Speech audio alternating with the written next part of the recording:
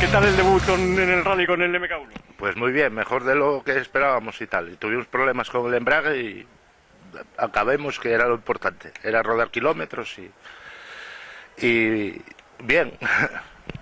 ¿Y qué tal eso de llevar al hijo de copiloto? Bien, entendímonos bien, sí, sí.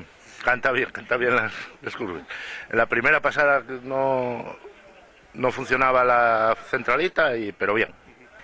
Borja, tú competiste en karting como piloto, ahora de copiloto aquí con tu padre, ¿dónde te encuentras mejor? Hombre, a mí me gusta más conducir, pero copiloto también lo pasas bien. Y presta en estos coches. ¿Y habrá forma de que alguna vez seas tú el que pilote y él el copilote? Eso espero, joder, algún día, por lo menos, Eso espero. ¿Tenéis plan de hacer algún rally más este año? Tenemos pensado hacer el Rally Sprint de Nava, pero no se sabe, está ahí en duda que si se hace o no se hace, y en principio no. Aquí en Asturias no. En rallies nada, porque no tenemos tiempo para entrenar y mucho dinero. Creo que estáis preparando también un MK2, ¿no? ¿Cuándo estará terminado?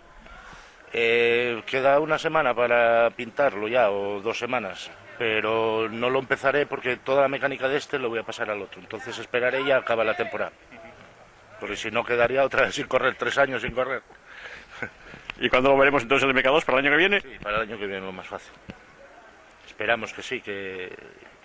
Es que a mí me gusta más el MK2. No sé. Tenemos cita aquí el año que viene en Solo Escort con el MK2, ¿eh?